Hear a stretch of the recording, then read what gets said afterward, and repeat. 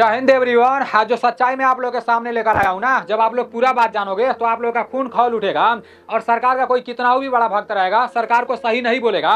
Indian army को लेकर इतना ज्यादा भेदभाव किया जा रहा है और वो सच्चाई आज निकलकर हम लोग के सामने आ रही है। इतना दिन हो गया इंडियन आर्मी के अंदर टीओडी लागू हुए, इंडियन आर्मी का नाम बदलकर अग्निपथ रखे हुए, लेकिन आज वो सच्चाई निकलकर हम लोग के सामने आ रही है। आज सभी न्यूज वाले अपने अपने न्यूज पर दिखा रहे हैं। अब देखते हैं आगे इसका नतीजा क्या निकलता है। हो सकता है मेरा ये वीडियो डिलीट भी हो जाए, क्योंकि आज तक मैं कोई भी ऐसा वीडियो बनाता हूं ना तो मेरा वीडियो पता नहीं कैसे डिलीट हो जाता है। या तो यूट्यूब डिलीट कर देता है, नहीं तो पता नहीं कौन सा सिस्टम हमारा वीडियो डिलीट कर देता है।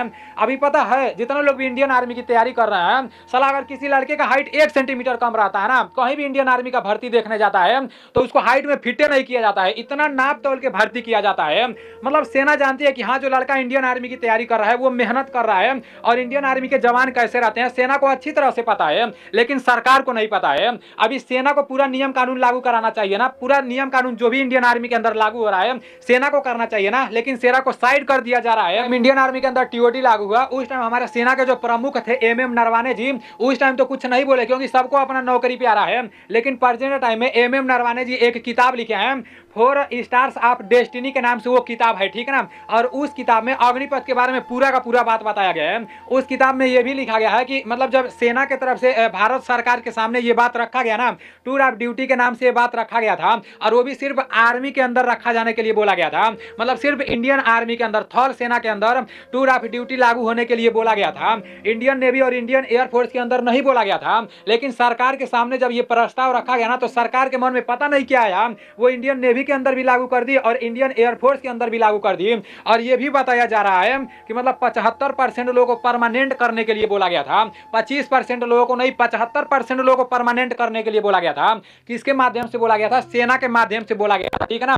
लेकिन सरकार का चालाकी देखो, सरकार क्या सोची कि मतलब बजट बचाना है, बजट बचाना है, सैनिकों के ऊपर ज्यादा पैसा खर्च हो रहा है, तो वो क्या करी, सीधे उल्टा कर दी। मतलब सेना बोल रही है कि 75% लोगों को परमानेंट किया जाना चाहिए, 25% लोगों को रिटायर करना चाहिए, वो भी 4 साल में नहीं 5 साल में। किताब में लिखा गया है, ठीक है ना। अभी जो आर्टिकल छपा है वो पूरा का पूरा आर्टिकल मैं आप लोगों को दिखा रहा हूं और पूरा आर्टिकल आप लोगों को देखना है, ठीक है ना। चाहे एबीपी न्यूज हो, चाहे आज तक न्यूज हो, चाहे कोई भी न्यूज हो, पूरा का पूरा सब लोग आर्टिकल छापे हुए हैं। उसके माध्यम से बताया जा रहा है कि मतलब शुरुआत में जैसे 5 साल के बाद 25% लोगों को रिटायर किया जाएगा, और सिर्फ इंडियन आर्मी के अंदर से, इंडियन नेवी और इंडियन एयरफोर्स के अंदर से नहीं। सरकार के अंदर पता नहीं क्या आया कि इंडियन आर्मी, इंडियन नेवी और इंडियन एयरफोर्स तीनों में अग्निपथ योजना लागू कर दी और सीधे उसका उल्टा कर दी। जो सेना की तरफ से बताया गया था कि 75% लोगों को परमानेंट होना चाहिए, तो सरकार बोल रही है कि नहीं, 75% लोगों को 4 साल के बाद रिटायर कर दिया जाना चाहिए और सिर्फ 25% लोगों को परमानेंट किया जाना चाहिए। और सरकार शुरुआत में पता है कि सेना के लिए बोल रही थी कि सिर्फ 20,000 सैलरी मिलेगा, पहला साल सिर्फ 20,000 सैलरी मिलेगा। अब आप लोग सोचो मेरे भाई, लेकिन हमारे जो सेना के प्रमुख थे एमएम नरवाने जी, वो बोले कि नहीं 20,000 नहीं, 20,000 तो एक मजदूर को भी मिलता है, तो हमारे सेना का तुलना मजदूर से नहीं किया जाना चाहिए, 20,000 की जगह 30,000 मिलना चाहिए। उसके बाद से बहुत ज्यादा रिक्वेस्ट किया गया सरकार से, उसके बाद से 20,000 की जगह 30,000 हुआ, ठीक है ना। वो भी 30,000 पूरा नहीं मिल रहा है, 21,000 मिल रहा है, बाकी का पैसा कट रहा है। बोला जा रहा है कि 4 साल के बाद, रिटायर होने के बाद मिलेगा। तो सरकार का चालाकी देखो, सेना के बारे में सरकार क्या सोच रही है। मेरे भाई, मेरा पूरा खानदान बीजेपी वाला है, मैं कोई राजनीति वजनीति नहीं करता हूं, आप लोग को रियल बता रहा हूं, लेकिन मैं फौज का तैयारी करता हूं। मुझे अच्छी तरह से पता है कि साला 1 सेंटीमीटर हाइट कम रहता है, यहाँ परेशानों को, वहां परेशानों का, पूरा जिंदगी चौपट हो गई है। मतलब इतना नाप तोल के लोग भर्ती कर रहे हैं, लेकिन तभी भी इतना ज्यादा भेदभाव किया जा रहा है। बाद या मेरे संपर्क के जितने भी युवा रहेंगे ना, मैं उन सभी लोग से एक ही बात बोलूंगा कि जो हम लोग के साथ गलत करे ना, उसके साथ कभी भी सही ना करो, उसके साथ भी गलत करो, तभी उसको पता चलेगा। भाई हम लोग का तो एक ही सपना है भाई, फौज में जाना है। भाई फौज को किस नजर से देखा जा रहा है यार, आप लोग खुद पूरा का पूरा आर्टिकल देखो, क्या क्या लिखा गया है, पूरा का पूरा बात समझो। साफ साफ लिखा गया है कि पूर्व सेना प्रमुख जनरल एमएम नरवाने ने केंद्र सरकार की अग्निपथ योजना को लेकर बड़ा खुलासा किया है, और आगे लिखा गया है कि उन्होंने अपने संस्मरण 4 स्टार्स ऑफ डेस्टिनी में, आप लोग को शुरुआत में ही बता दिया हूं कि जनरल एमएम नरवाने जी का एक किताब है 4 स्टार्स ऑफ डेस्टिनी, तो इसी किताब में अग्निपथ को लेकर बहुत सारी चीजें लिखी गई है।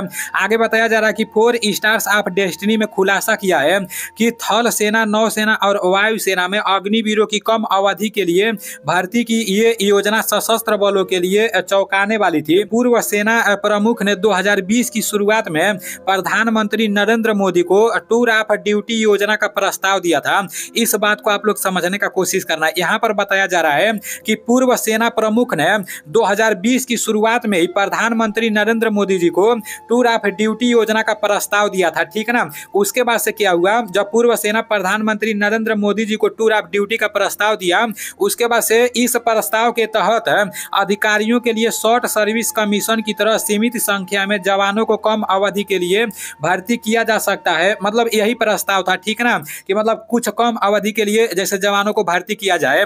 उसके बाद से बोला जा रहा है कि हालांकि प्रधानमंत्री कार्यालय पीएमओ बाद में एक अलग योजना लेकर आया।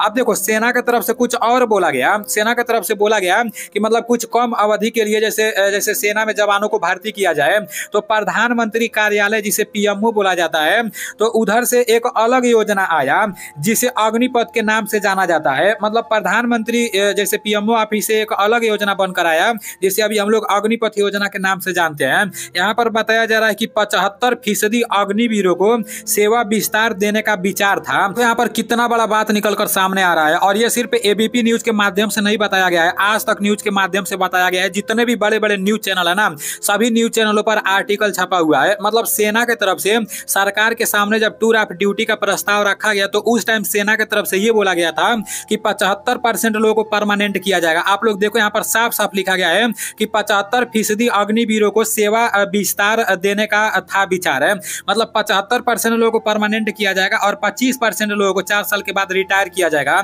ये सेना की तरफ से बोला गया था। लेकिन भारत सरकार के आगे जब ये पूरा का पूरा प्रस्ताव आया ना, तो पूरा का पूरा वो लोग बदल दिए। मतलब नेता लोग मिलकर क्या किया कि 75% लोगों को 4 साल के बाद रिटायर करने के लिए बोल दिए और सिर्फ 25% लोगों को परमानेंट करने के लिए बोले। सीधे इसका उल्टा कर दिए। अभी आगे और भी बहुत सारी बातें लिखी गई है।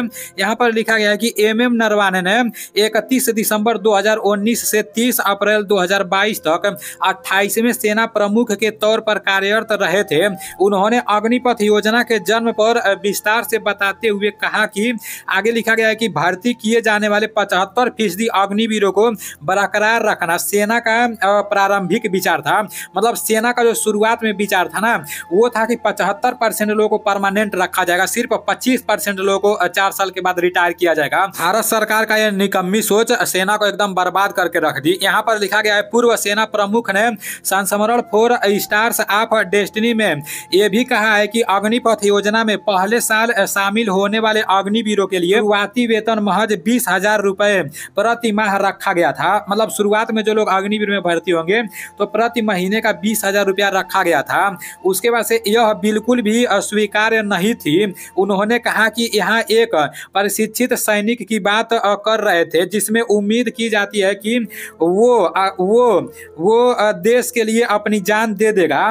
नरवाने ने कहा कि एक सैनिक की दिहाड़ी मजदूर से तुलना नहीं की जा सकती है। हमारी ठोस सिफारिशों, जैसे नरवाने जी काफी ज्यादा सिफारिश किए होंगे, तो तब जाकर मतलब 20,000 से 30,000 बढ़ाकर किया गया, और वो भी इस टाइम में 30,000 मिल नहीं रहा है, सिर्फ 81,000 मिल रहा है और बाकी पैसा कट रहा है। बोला जा रहा है कि 4 साल के बाद मिलेगा। कहा गया है केवल थल सेना में लागू करने के लिए दिया था प्रस्ताव। अब आप लोग सोचो, इतना बड़ा बड़ा बात किसी को कुछ पता ही नहीं था। अब ये जो टूर ऑफ ड्यूटी वाला प्रस्ताव था ना, ये सिर्फ थल सेना के लिए बोला गया था। मतलब सिर्फ इंडियन आर्मी के लिए बोला गया था, इंडियन नेवी और इंडियन एयरफोर्स के लिए नहीं बोला गया था। आप लोग पूरा आर्टिकल देखे हो ना, सरकार का चालाकी किया है। अभी तो मैं आप लोगों को कट कर करके बताया हूँ। ये पूरा का पूरा आर्टिकल मैं अपने व्हाट्सएप चैनल में भेज दूंगा। मेरा व्हाट्सएप चैनल ANDC के नाम से, उसका लिंक मैं डिस्क्रिप्शन में भी दे दूंगा। और मैं आप लोगों से सिर्फ एक ही बात कहना चाहूंगा कि भाई जितने लोग भी तैयारी कर रहे हो ना, हम लोग के साथ जो सरकार गलत कर रही है ना, उस सरकार के साथ हम लोग को भी गलत करना चाहिए, तभी ये लोग समझेंगे। उस तरह से ये लोग समझने वाले नहीं है।